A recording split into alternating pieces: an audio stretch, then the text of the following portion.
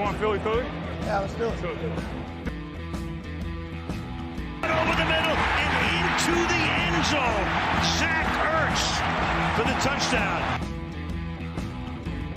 The Philadelphia Eagles are Super Bowl champions. Eagles fans everywhere, this is for you. Hello, bonjour à tous. Bienvenue pour l'épisode 42 du Fly Podcast Fly. Et on commence la saison 2021 avec un plus gros sourire que la saison 2020. On a retrouvé du plaisir à regarder un match de foot et ça, c'est quand même le principal. On va parler avec vous de la victoire des Eagles sur les Falcons. Et évidemment, à la fin du podcast, nous débrieferons aussi l'affrontement de deuxième semaine à venir contre les Niners. Pour m'accompagner, comme d'habitude, Greg, salut à toi. Salut Victor, salut à tous. Et Loïc. Salut tout le monde. J'ai dit Greg parce qu'il va falloir faire une distinction dans ce podcast, puisqu'on a la chance d'avoir un invité prestigieux, Grégory Richard. Bonjour à toi. Bonjour à tous. On commence l'émission avec le sourire, pas tous, justement. Oui, désolé. Attends, on a passé la saison dernière à inviter des gens qui nous ont pété les fesses. Pour une fois que c'est nous, on va pas se plaindre. Loïc, tu dois noter le prestigieux, comme si nous on était déjà des vieux camemberts coulants. Non mais toi t'es monsieur NFL en France. Tu donc, veux quoi si de tu plus veux, Non mais si tu veux, la vexation n'est pas totale, mais bienvenue à Grégory. Moi, je te rappelle. À part devenir le présentateur du Red Zone, il te reste quoi globalement? Ah bah t'as vu que même comment ça s'appelle, CanalSat, ils se sont gourés, ils ont mis ma tête sur Bein aussi, c'était très drôle ça. Ah non, j'ai pas vu, tiens. Du coup, j'ai tout fait. Rigolo. Moi, je rappelle quand même que Victor, il essaie de me remplacer depuis 6 mois. Bah oui, parce que tu es négatif, mais on l'a toujours dit. Envoyez vos candidatures, c'est toujours moi. Bon, messieurs, donc Grégory, je rappelle juste pour ceux qui ne savent pas, donc bon, on travaille ensemble sur Touchdown Actu, sur la NFL comme sur la draft, puisque tu es un peu autant Alain est le chef de l'ensemble, on va dire, le côté draft, c'est plutôt toi qui gère ça. Tu es aussi évidemment sur The Blue Pennant, qui est le podcast français numéro 1 du college football. Donc, n'hésitez pas à suivre et le site, parce qu'il y a d'excellents articles écrits et des podcasts. Et tu as aussi une chaîne personnelle dans laquelle tu fais certaines émissions, dont notamment le Rivalidé. Tout à fait, avec ta complicité pour certains épisodes, en effet. C'est ça. Bon, messieurs, on va partir tout de suite et c'est la tradition. On va faire un petit résumé du match. Donc, ce match, la première mi-temps est équilibrée, je dirais même le début est même à l'avantage des Falcons, puisqu'il y a 2 énormes drives des Falcons où ils font à chaque fois 70 yards ou quelque chose comme ça. Heureusement, on plie, mais on ne rompt pas. Et on arrive à ne prendre que 2 field goals. Et entre-temps, nous, on marque un touchdown par Devonta Smith, notre rookie, sur une très belle passe de Bébé Jalen. On reviendra évidemment en détail sur Bébé Jalen. Donc à ce moment-là, il y a 7-6. Puis, il y a 20 minutes où globalement, c'est la fête du mouchoir jaune. Il se passe à peu près rien pour personne. On se fait un peu chier, on va le dire. Jusqu'à les 2 minutes avant la mi-temps, où là, on a un excellent drive mené par Jalen Hurts qui finit en touchdown. D'abord de Kenneth Gainwell, je vous l'avais annoncé évidemment, touchdown qui est refusé pour une faute imaginaire, puis touchdown de Dallas Goedert à 2 secondes de la fin. Donc on est au vestiaire à 15-6, balle pour nous, donc plutôt un bel avantage. Et là, en deuxième mi-temps, on va dérouler. Alors évidemment, toute proportion gardée, on n'est pas Kansas City, mais globalement, en défense, on n'accorde plus rien, puisque si je ne dis pas de bêtises, il y a moins de 80 yards sur toute la mi-temps pour les Falcons.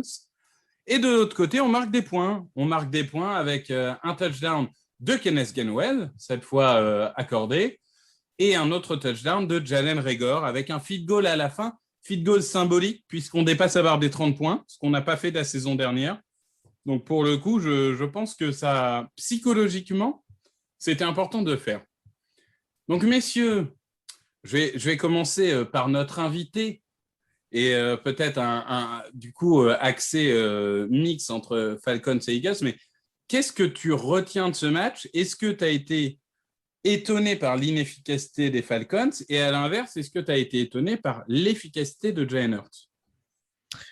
Il y a un peu des deux en l'occurrence, mais je vous laisserai peut-être plus développer sur tout ce qui est Jalen Hurts et les Eagles. Moi, en l'occurrence, si je m'amuse à faire un comparatif, après revisionnage du match, je me dis que le score me paraît un peu boursouflé. Philadelphie mérite largement sa victoire, mais la mérite, je pense, plus d'un point de vue compétitivité et intensité, notamment dans le secteur des lignes. Je pense que ça reviendra assez souvent comme sujet. Et c'est vrai que Arthur Smith, en pré-saison, avait fait des choix un petit peu curieux dans un groupe qui était déjà jeune et peu étoffé, de miser sur sur avant tout des joueurs de banc pour tester la profondeur de l'équipe. Spoiler, il n'y en a pas. Et en l'occurrence, on a quand même ressenti que ces matchs dont ont été privés les titulaires pendant la pré-saison, ça s'est quand même sérieusement payé face à une équipe des Eagles qui avait l'air extrêmement bien préparée, notamment d'un point de vue physique et notamment dans les tranchées en deuxième mi-temps quand la fatigue commençait à se faire ressentir de chaque côté. Ça a été un point vraiment très important et c'est ce qui a clairement permis à Philadelphie de faire la différence. En attaque, bien entendu, mais surtout, je trouve, en défense, où il y a quand même, justement, ce qui boursoufle un petit peu le score, à mon sens, c'est aussi des quatrièmes tentatives qui ont été très bien stoppées par la défense de Philly, notamment en territoire adverse. Bien sûr, et c'est 2 points sur lesquels on va venir. Les lignes et le coaching, la préparation, c'est 2 choses sur lesquelles on va revenir parce que c'est évidemment fondamental, mais je ne peux pas ouvrir le segment Jalen Hurts sans donner la parole à Greg. Greg, dis-nous, explique-nous à quel point il a dépassé nos attentes. Non, il a dépassé vos attentes. Il est au niveau où je l'espérais. Déjà, on va remettre les choses à leur place. Le mec a déjà acheté 3 000 € de goodies, ça y est. Alors, évidemment, là, il est au moment où on l'enregistre, pour tout vous dire, 12h50. J'ai même pas fini l'émission de radio ce matin que le maillot était commandé. Voilà, je vous le dis. J'ai profité d'une pub que le maillot a été acheté. J'ai pris le blanc extérieur. Je trouve que ça va bien à son teint. Jalen Hurts, j'avais un doute qui avait été relevé par Loïc l'an dernier de manière très juste, en étant très objectif, pas sur sa capacité à bouger quand il y a du blitz, parce que moi, ce que je trouve incroyable dans son match, j'attendrai pour m'enflammer, mais ce qui est incroyable, c'est que le blitz n'a pas compté pour lui, puisque soit il arrivait à trouver des passes, soit il arrivait à s'échapper de la poche et donc à éviter le blitz et à nous faire avancer 3, 4, 6, 7 yards, soit en première, soit en deuxième tentative. Mais c'est qu'il a tenu la distance physiquement.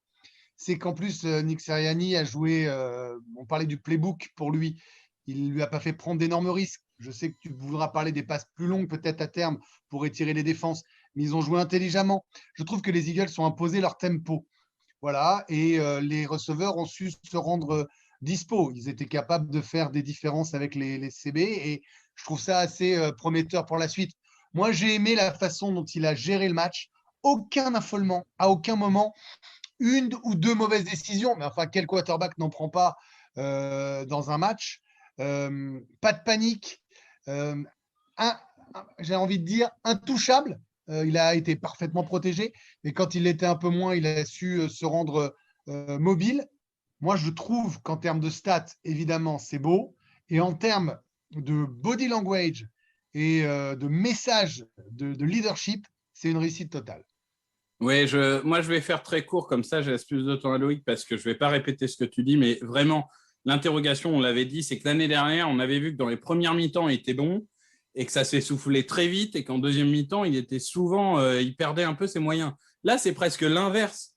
On a l'impression que pendant le premier quart-temps et début de deuxième quart-temps, il est un peu parfois timide, il fait quelques décisions où il panique un peu. Je pense à la 4e tentative là, qui balance avec le pied à 2 cm de la ligne. On le sent. Alors, le coaching a clairement pas voulu prendre de risque et le mettre en confiance.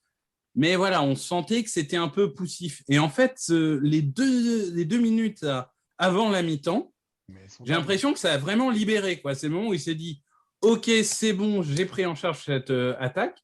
Et en deuxième mi-temps, on avait l'impression qu'il avait plus de jus qu'en première, qui est clairement l'inverse total de ce qu'on a vu l'année dernière, la préparation physique. Et j'ai envie de dire globalement, sur toute l'équipe, la préparation physique de l'équipe, ça n'a rien à voir avec l'année dernière. Un petit mot très court, parce que je regardais le match sur le Game Pass, il y avait Greg Olsen qui commentait. Et il disait de manière très claire qu'on allait pouvoir le tester sur ce 2-minute drill, ces fameux 2 minutes d'avant mi-temps, et que ça allait être important pour, je ne dis pas son avenir, mais de pouvoir voir quelles capacités étaient réellement les siennes. Et il l'a parfaitement géré.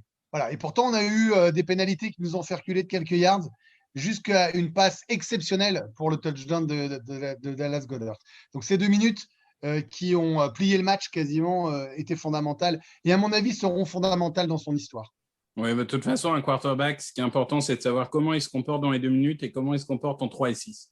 Pas en 3 et 15, pas en 3 et 1. Mais il est en train de se dire, je suis dans un podcast des Eagles, le mec me sort que ces 2 minutes contre des Falcons archi nuls sont fondamentales dans son histoire. Complètement. Bon, Non, Loïc, je prends note. Loïc. Non, bah, je crois que vous avez tout dit. C'est vrai qu'après le premier drive, on était tous excités. C'est redescendu, en tout cas offensivement, je parle un peu. Hurts.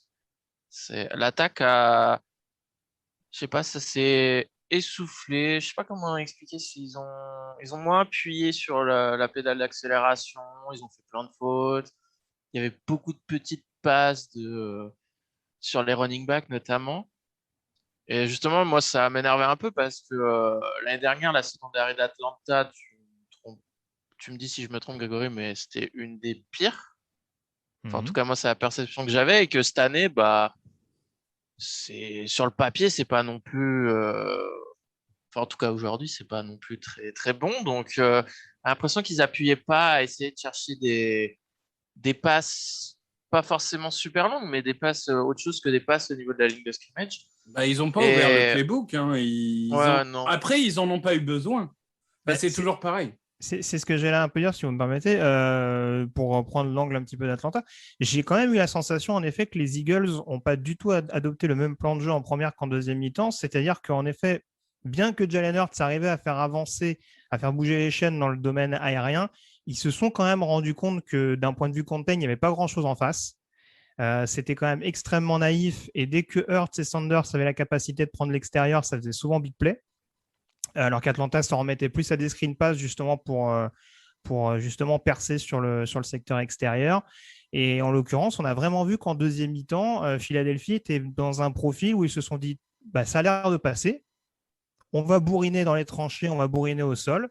À Atlanta d'essayer de nous stopper. Et très les concrètement, 2 premiers drives d'un mi-temps, c'est quasiment que de la deuxième mi-temps, c'est quasiment que de la course. Ils ont identifié malgré tout que dans cette défense-là, des playmakers, tu n'en as pas beaucoup. Tu as un Grady Jarrett qui a été constamment en double team pendant quasiment sur chaque snap où il était utilisé. Le reste, il se faisait enfoncer constamment. Et Dion Jones, qui est leur deuxième playmaker, en gros, était utilisé à faire plein de choses, mais au final, pas grand-chose. Donc, même, il l'utilisait parfois en couverture pour une utilisation qui était du coup nulle. Et justement, voilà, le fait d'avoir eu en deuxième mi-temps notamment un blitz un peu plus irrégulier de la part d'Atlanta, ça a permis à Philadelphie de se faire plaisir, d'être hyper agressif et encore une fois, d'être capable, avec en plus beaucoup moins de flags, notamment qu'en deuxième quart-temps, d'être capable d'avancer suffisamment. C'est sûr que les flags, parce qu'on va parler de la belle prestation défensive de notre équipe, mais ça a été bien aidé par les flags d'Atlanta parce que vous n'avez pas arrêté d'en faire, même en deuxième mi-temps. Et c'est vrai que c'était assez choquant de voir une attaque d'Arthur Smith aussi indisciplinée, on va dire. Ah, le drive offensif, je crois que c'est au troisième quart-temps où ils font 2 passes interférences offensives quasiment de suite. Oui, notamment alors qu'il y a une passe de 30 yards. Ouais, sur Singleton. Sur Singleton, ouais. Alors que les 2 fois, en fait, il n'y a même pas besoin parce que le Singleton, c'est pas ta menace en plus. Non, mais Singleton, c'est pas ta menace. Le joueur est tout seul. Surtout, la passe latérale, c'est pour Patterson ou je me souviens plus pour un running back. Il y a un first down de Davis et le deuxième, c'est peut-être Patterson. Ouais, j'ai un doute. Mais enfin bon, à chaque fois, c'est des fautes un peu évitables. Je veux dire. Non, mais en fait, c'est surtout des fautes que tu n'as pas besoin de faire parce que le gars était tout seul et allait avancer tranquille. Bon, messieurs, deuxième sujet. On parlera. Enfin, vous voulez. Allez, Loïc, je te laisse choisir. Sirianni ou les lignes? Bah, les lignes. Les lignes. Alors, vas-y. Ligne offensive, ligne défensive, explique-nous. Parce que, comme l'a dit Grégory, ça s'est gagné dans les tranchées. Bah, la ligne offensive. Hein. En particulier le côté gauche. En fait, tout Je le suis monde assez d'accord. s'attendait. Tout le Sur monde le s'attendait papier, à tout avoir le un monde côté droit. s'attendait le côté droit massacrer tout le monde. Et au final, bah, sur ce match, en tout cas, c'est le côté gauche. Malaita est Mailata, c'est. incroyable. J'ai toujours été C'est- moins enflammé par Malaita que toi et que Greg. Mais je dois avouer que là, je finis par me dire. Alors d'ailleurs, on n'a pas fait de podcast depuis, hein, mais prolongé pour 4 ans et 60 millions qui peuvent devenir 80 millions de dollars. Mais alors, clairement, incroyable. Il y a un moment, il défonce Je un crois que c'est defensive back. sur le touchdown de Reagor, justement. Ah, mais c'est terrible, Sur le la pauvre. screen, À mon avis, il est à la morgue. Là. Et du coup, cette ligne offensive, ouais, tu disais, ce Malo, génial. Et Bah, surtout, quand même, l'image, Il a fait des fautes. Hein. Il y a des flags ce match. Ouais, il y a 2 flags sur ce match. Mais l'action, c'est Kelsey. À un moment, c'est une oui. course de Sanders où il pousse un joueur, il se relève, il en pousse un deuxième et il était parti pour en pousser un troisième. Mais Sanders. C'est même Sanders qui le remet dans c'est le incroyable. bon couloir pour pousser. Non, bah, Sanders Brooks a plutôt été propre aussi. Sauf à un moment où il n'a pas de chance, il pousse Jared vers l'extérieur et c'est là où Hurts était parti, donc ça fout en l'air la 4e tentative. Mais non, globalement, ils ont été dominants. Ils ont laissé pas mal Enfin, la poche était plutôt clean pour Hurts. Qui, justement, moi, Hurts, le petit truc, c'était milieu premier quart-temps jusqu'au 2-minute drills. On avait l'impression qu'il paniquait un peu, qu'il bougeait trop vite de la poche. Alors que la poche était globalement bonne. Ou alors fallait qu'il avance dans la poche parce que les rushers extérieurs arrivaient vers lui. Ouais, je suis d'accord. Faut pas. Mais le seul bémol sur la ligne offensive, c'est Lane Johnson qui est. C'était plus compliqué. Ouais, il n'a pas fait une prestation à laquelle on est habitué, quoi. Beaucoup de fautes. Grégory, tu voulais réagir là-dessus? Non, j'allais juste préciser, la ligne offensive, en effet, était globalement excellente. Les phases de bloc, en règle générale, hein, même les cibles, ça se voit par exemple sur le premier touchdown de Devonta Smith, où il y a un très bon travail, je crois que c'est Zach Ertz notamment, qui réussit à bloquer le nickelback ce qu'il faut.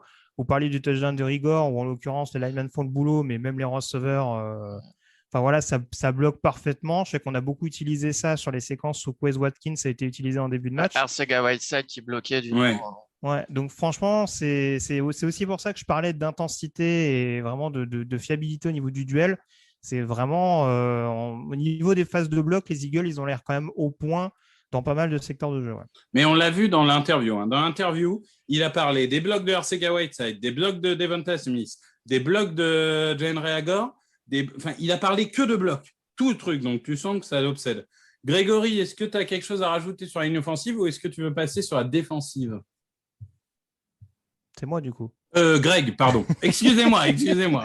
Moi, j'attendais. Hein, j'étais là. Excusez-moi, je ferai l'erreur 2 ou 3 fois dans le podcast. Greg. Non, moi j'interviendrai sur la secondary, si tu me le permets, parce que je ne voudrais pas qu'on se répète avec l'enthousiasme et la joie d'avoir enfin gagné et vu du foot.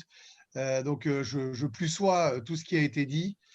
Tu peux enchaîner tranquillement. Et fais-moi bien venir sur Darius Slay. Bien tranquillou. Ça marche, oui, je pense qu'on a vu la même stat.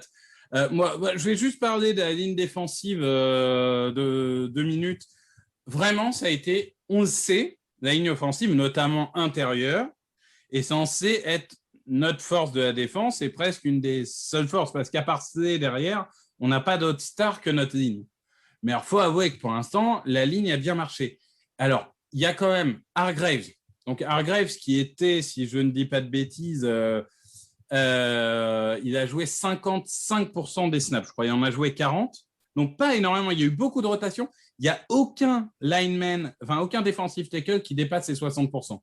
Donc, Javon Hargrave, recrue énorme de l'année dernière, qui est arrivé blessé, qui a fait une mauvaise première partie de saison l'année dernière. Là, il a été inarrêtable. Il fait 2 sacs, une pression. Il était vraiment extraordinaire. Hassan Ridgeway, qui est pourtant le 4e defensive tackle en nombre de snaps, il fait un sac et il en fait presque 2 parce qu'en fait, sur son 2e, Matt Ryan lance sa balle par terre pour un intentional grounding. Globalement, même, j'ai envie de dire que les defensive end, on en attend plus, certes, mais globalement, la pression était constante et on ne parle pas du pauvre Jaden Mayfield qui s'est fait ouvrir en 2. Là, je pense que c'était le pauvre. Après, il est rookie, son premier match, hein, ça arrive, mais c'est vrai que ça nous a aidé et ça a aidé Javon Hargrave. Est-ce qu'il y a quelque chose en particulier que vous voulez dire là-dessus? Ou est-ce qu'on laisse Greg partir sur la secondary? Bah, moi, excuse-moi, Greg. Moi, Non, le vas-y. seul que j'ai pas trop aimé en première mi-temps, c'était Barnett, qui, encore une fois, je l'ai pas trouvé très discipliné, notamment sur les 2 premiers drives, où à chaque fois, il crachait à l'intérieur et bah, du coup, dès Non, que mais le joueur Barnett, d'Atlanta il partait à l'extérieur, bah, il n'y avait plus personne, en fait. Barnett, ça dégage. On a 3 choix au premier tour de la draft prochaine, j'en ai marre. Grégory? Non, mais écoute, moi j'allais te dire que justement, avant ce match-là, ce qui m'incitait à potentiellement mettre Philadelphie vainqueur, au-delà de ma superstition légendaire Oui, que tu ceux m'as qui fait me perdre un connaissent point. savent. Mais j'en suis très heureux J'ai également. fait ta stratégie, j'ai perdu un point sur les pronos, mais bon, vas-y. Et moi, c'est une stratégie calculée, il faut le savoir. Ouais. Mais voilà, au-delà de ma superstition, c'est vrai que la ligne défensive et le pass rush était quand même un élément qui m'incitait à penser que les Eagles avaient moyen de mettre en difficulté l'équipe adverse au-delà de la ligne offensive d'Atlanta. Alors, c'est sûr qu'on reste énormément sur Jalen Mayfield, mais je veux dire, Kellen McGarry sur le pass pro, Drew Dolman, le dernier, c'est qui? C'est Matt Hennessy, je crois, sur la position de centre. Ça a été une catastrophe absolue. Il y a 2 linemen sur 5 vraiment potables dans cette escouade-là. Le reste, ça a été. Je dis pas que ça aurait bloqué Philadelphie avec des joueurs un peu meilleurs, parce qu'encore une fois, je le répète, la ligne défensive est de qualité à Philadelphie posera beaucoup de problèmes. Ils étaient déjà performants la saison dernière, si je top me trompe 5 pas. en sac et en pression, Voilà. malgré la saison Qatar. Donc voilà, encore une fois, je ne suis pas tombé de ma chaise en voyant que la D-line de Philadelphie était performante. Encore une fois, face à un groupe qui est clairement pas aguerri. On espérait qu'avec Arthur Smith, ce soit rectifié. Il va y avoir beaucoup, beaucoup de boulot du côté des Falcons à ce niveau-là. Ouais, ça c'est clair, mais de toute façon, moi je l'ai dit, hein, c'était notre force. Hargrave, j'ai dit, il va revenir très fort cette année. Et à l'intérieur, on va faire mal. J'attends un peu plus de l'extérieur. Et donc, quand même, l'interrogation de la défense, parce que historiquement, on est quand même, en tout cas ces dernières années, pas très bon en defensive back, c'était comment vont se comporter les Harris, les Slade, les Nelson et Marcus Epps, mais qui finalement sort très rapidement, et c'est Kevin Wallace qui joue à sa place. Greg, explique-nous ce que tu as pensé de ces defensive backs, et tu l'as spoilé, de la performance de Darius. Je voudrais juste rappeler un petit truc que je n'ai pas dit tout à l'heure, parce que j'entendais parler de rookie à Atlanta. C'était que le 5e match de Jalen Hurts, dont un qu'il a joué à moitié, donc c'est son 4e. Je remets dans le contexte ce qu'il a réussi. Sur Darius Slay, il y a une stat d'un insider des Eagles, c'est Thomas Peterson, et elle est assez dingue. Il a été visé 6 fois, il y a eu 2 réceptions, 14 yards accordés, 0 first down et 42% de passeur rating donné à Matt Ryan sur ces cibles-là. Je pense que c'est le Darius Slay qu'on attendait depuis un moment, qu'on a vu souvent l'an dernier, qui était à peu près la seule satisfaction de la secondary, qui est bien épaulé cette année. Et tu te poses la question, je me demande s'il ne met pas le rat dans la tête des QB à confirmer au moment de lancer la balle.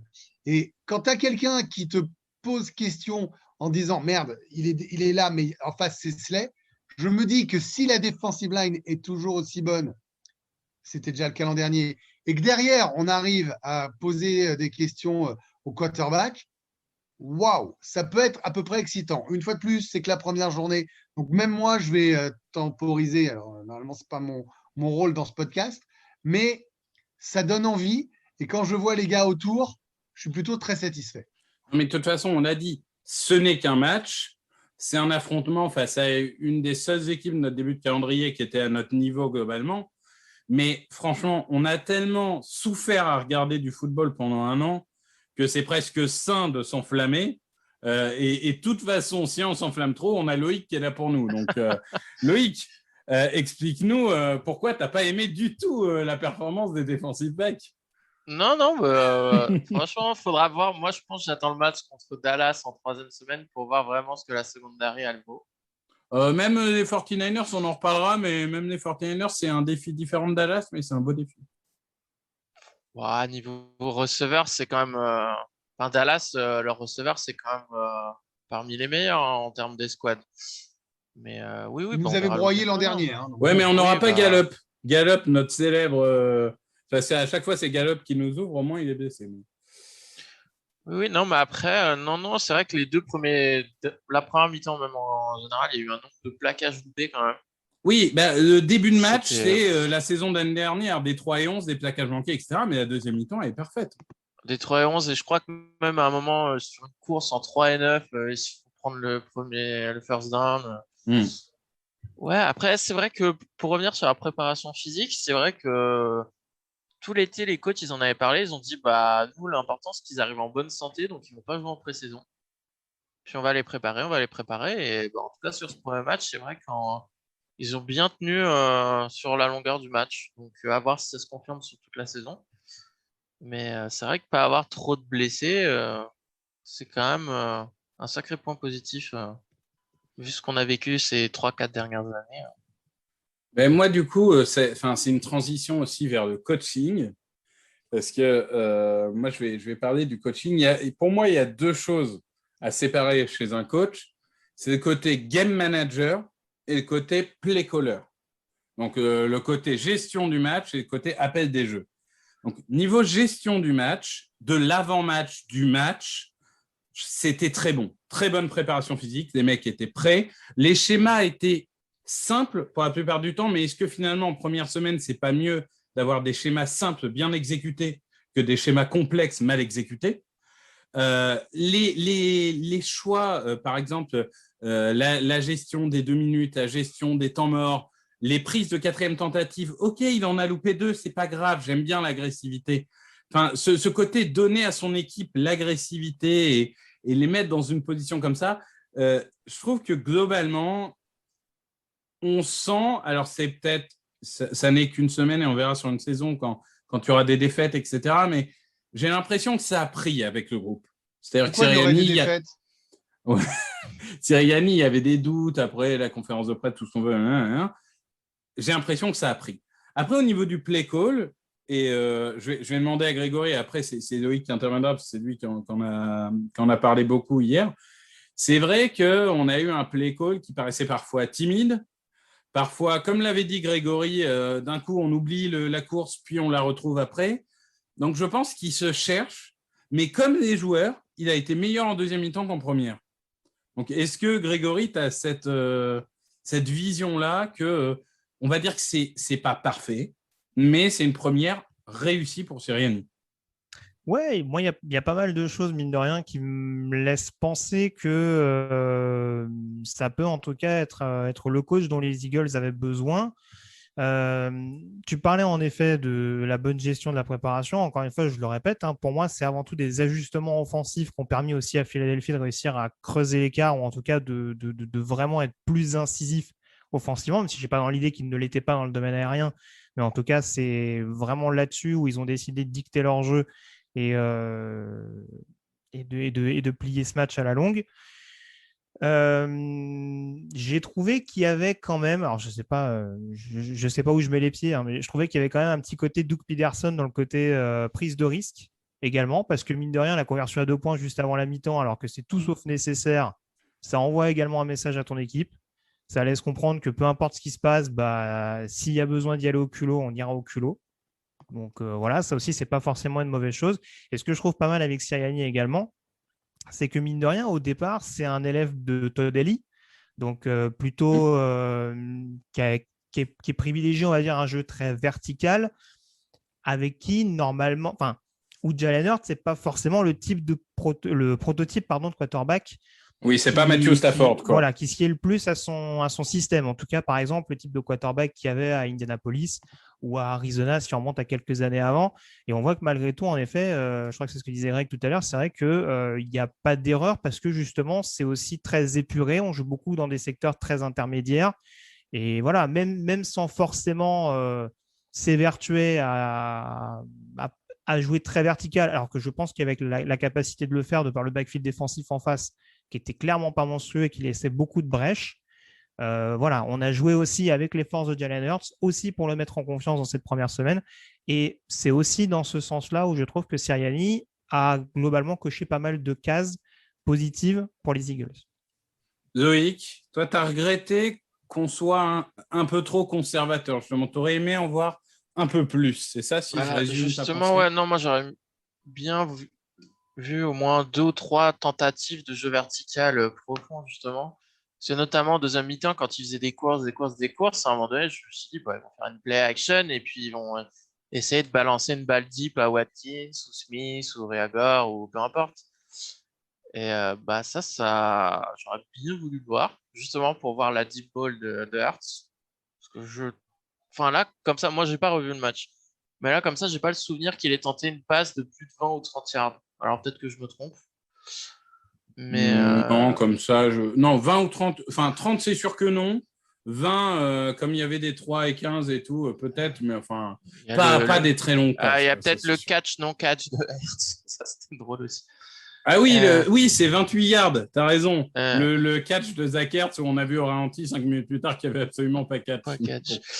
Bon. Non, par rapport à ce que disait Grégory, moi, j'étais plutôt pour que ça soit automatique quand il y a une faute sur la conversion et que tu te retrouves sur les 1 yard adverses d'aller toujours pour 2 points, en fait.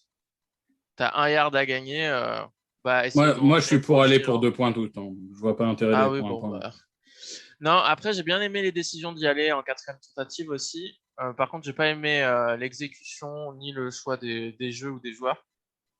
C'est vrai que là, on a vu qu'il nous manquait un profil de running back à la Jordan Howard sur ce match. Ouais, je suis d'accord. Un running back tracteur, Ouais, on a vu ça que sur serait les pas mal. 4e et 1 ou 4e et 2, quand ils ont voulu courir, bah, ils se sont fait stopper physiquement.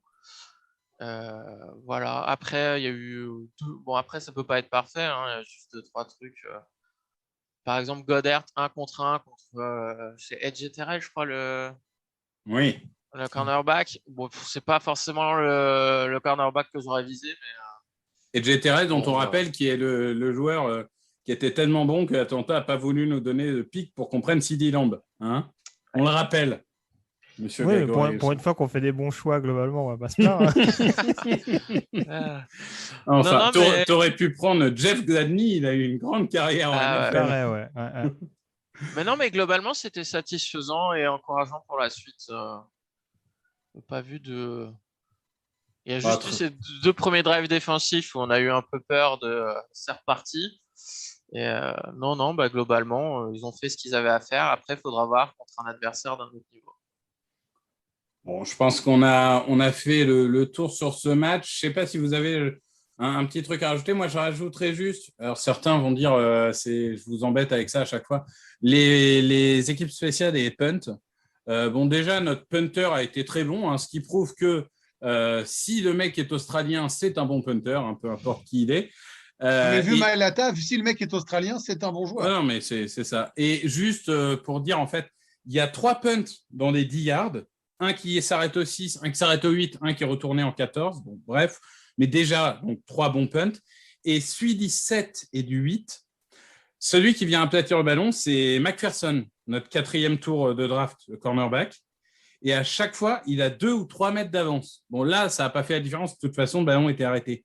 Mais ce que je veux dire, c'est qu'on a vraiment vu une pointe de vitesse. Alors, je ne sais pas, Grégory, ce que tu en penses. Moi, je n'avais pas vu ça en université. Je n'avais pas compris qu'il était aussi rapide.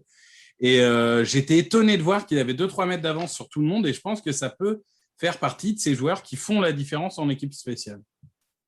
Oui, bah, en tout cas, c'était un joueur assez bien considéré à la sortie de Texas Tech. Oui, je pense. En tout cas, là, on a vu qu'il était capable, en effet, en tant que gunner, d'être un joueur assez précieux.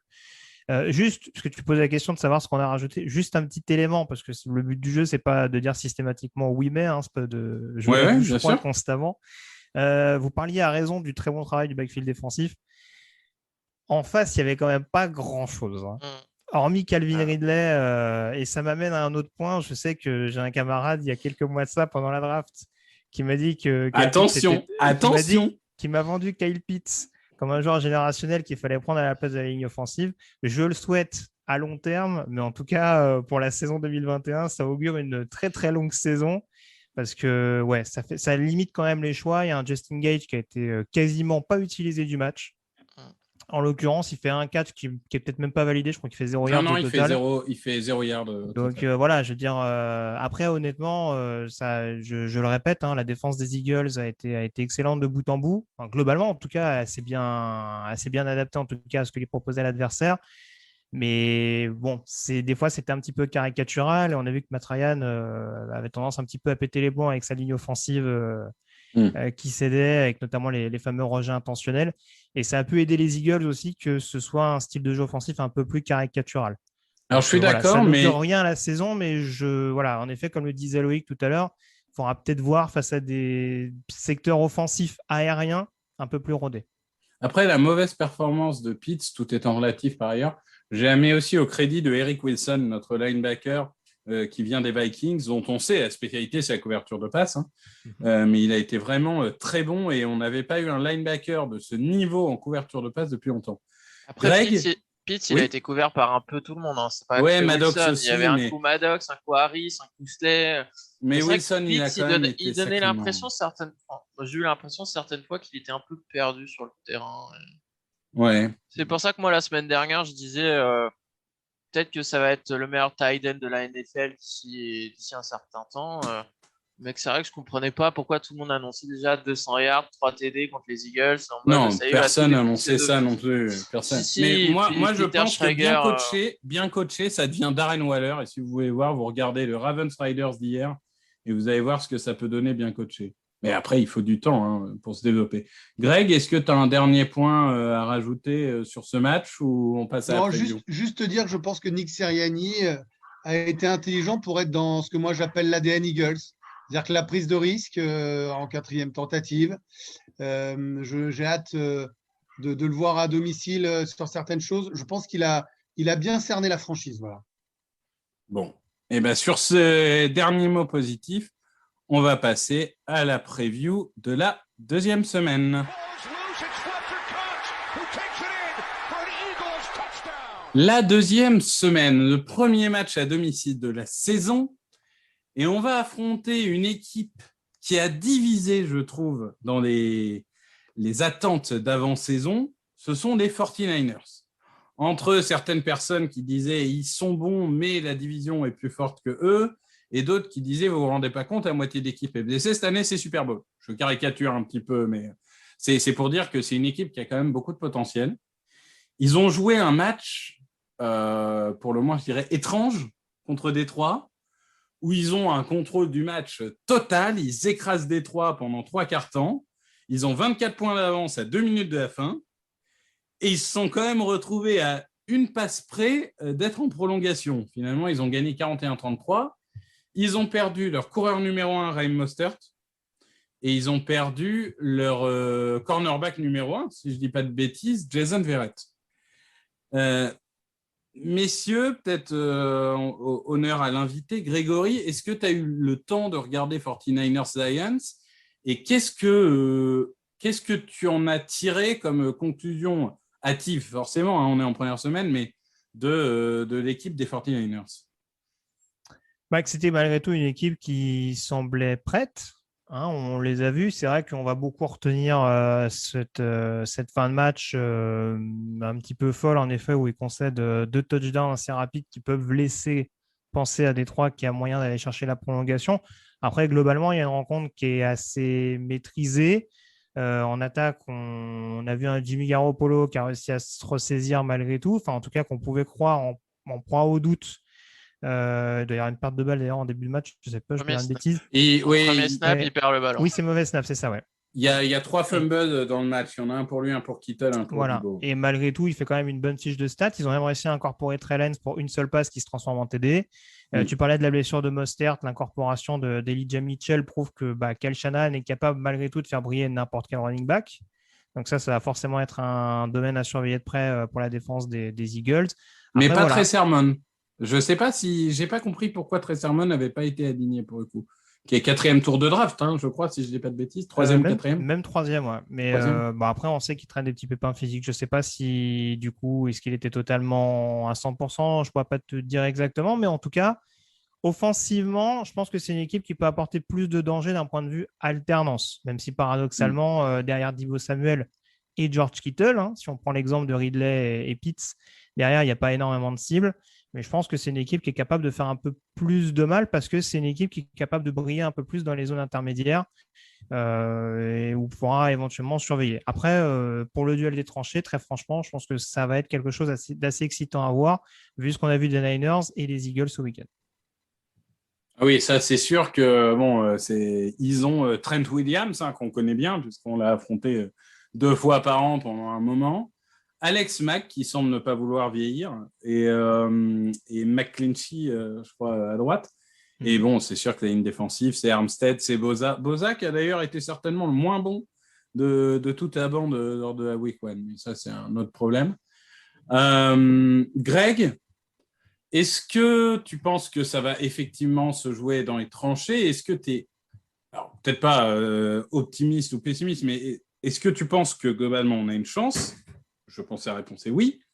Et comment, du coup, on peut exploiter les faiblesses éventuelles des 49ers? Qu'est-ce qu'il nous faut pour gagner ce match? Parce que la seule chose qui va m'intéresser, moi, dans le match, même plus que le résultat, et c'est pas d'exploiter les faiblesses des 49ers. Enfin, oui, parce que ça va montrer le coaching. Oui, parce que ça va être une capacité d'adaptation et que ce sport, après tout, ce n'est quasiment que ça. Mais ce qui va m'intéresser aussi et surtout, c'est de voir les confirmations de toutes les belles choses qu'on a évoquées pendant le podcast. C'est de voir que la tête est restée sur les épaules, que les gars ont envie de progresser ensemble, que Hurts s'impose comme un patron, que Sanders est toujours capable sur 3-4 courses de prendre de l'avance, que les receveurs sont capables de se séparer aussi bien. Voilà, moi, ce qui m'intéresse, c'est de voir une continuité dans le match de ce qu'on a vu là, de voir des lignes toujours aussi solides, plus que de nous adapter aux 49ers avec en plus quelques blessés, quelques doutes. Voilà, moi, ce qui m'intéresse, ce sont nos Eagles et de voir comment, en semaine 2, ils sont capables d'être aussi convaincants qu'en semaine 1, avec un adversaire plus fort que celui proposé le week-end dernier. Ouais, moi je suis d'accord avec ça et c'est vrai pour quasiment toute la saison. Moi je veux voir de la constance et du progrès. Après, on en gagnera, on en perdra des matchs. Ça c'est sûr. Et je vais revenir sur certains match-ups, mais on en perdra, on en gagnera. Mais je suis d'accord avec toi, la constance, le progrès. Faut faire des matchs propres, quoi. Loïc, toi, qu'est-ce que tu vas regarder en particulier dans ce match? Alors, pour la défense, ça sera de voir s'ils sont disciplinés parce qu'avec les 49ers, il y a souvent des changements de direction et j'ai un peu peur avec ça en fait. On l'avait vu l'année dernière, hein, à chaque fois qu'un jeu partait d'un côté et qu'il changeait ça partait à droite et au final le ballon partait à gauche, on était à la rue totale. Au début du match contre Atlanta, c'était compliqué aussi.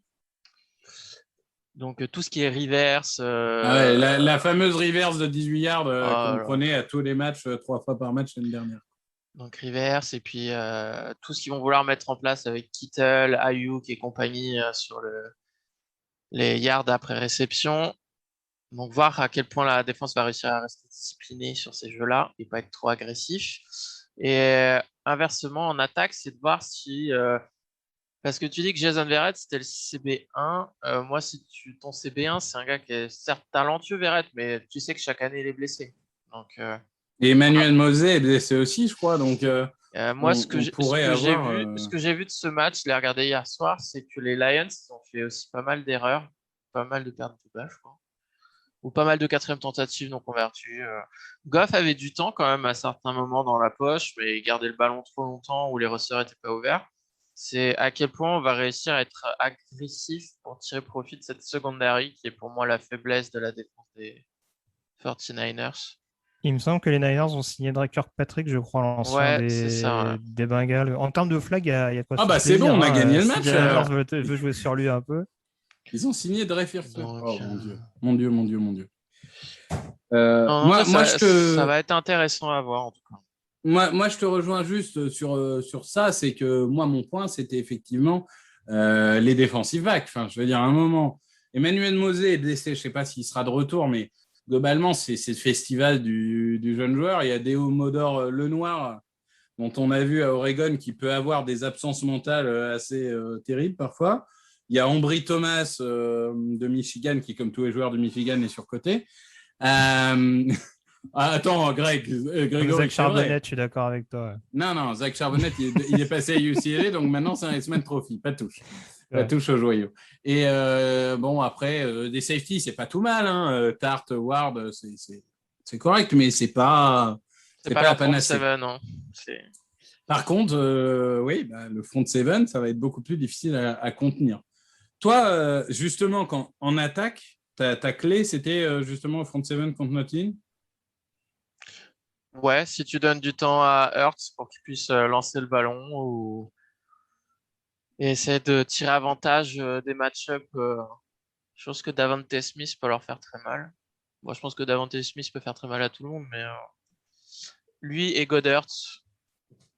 Ouais, je suis curieux de voir le Goddard contre les linebackers si c'est les linebackers des 49ers, le coup. Parce qu'on en a pas parlé, mais Goddard a fait un très bon match. Ouais, ben moi j'ai envie de te dire à l'inverse. L'année dernière, on s'est fait ouvrir par à peu près tous les tight ends de la ligue. Et pour moi, une des clés, ça va être de voir avec qui et comment on défend George Kittle. C'est-à-dire qu'on a bien défendu Kyle Pitts. OK, Kyle Pitts, c'était le fantassin niveau 2. Là, on affronte fantassin niveau 89, tu vois. Oui, mais l'an dernier, on a eu des bonnes surprises. Il y a des moments où on pensait qu'on allait se faire ouvrir par des méga stars et on les a défendus. Tu veux que je te rappelle les stats du Eagles 49ers de l'année dernière parce qu'on le gagne. Hein. Et c'était Nick Mullens. J'ai pas dit ça. Hein. C'était Nick Mullens en QB1. Vous savez, le gars qu'on a coupé qui était tellement nul là au camp d'entraînement. D'accord. Eh ben, je peux te dire qu'avec Nick Mullens, il a fait 15 réceptions pour 183 yards et un touchdown. Hein, c'est pas mal quand même pour un tight end. Moi, je te dis qu'il y a des matchs où on attendait de se faire ouvrir, on ne s'est pas fait ouvrir. Ok, mais moi, je dis que le duel contre Kittle, ça sera une clé parce qu'on l'a vu dans le Browns Chiefs et on le voit dans plein de matchs. Quand un tight end dominant n'est pas défendu, on l'a vu aussi dans le Riders Ravens, quand un tight end dominant n'est pas défendu, ça peut devenir rapidement très problématique.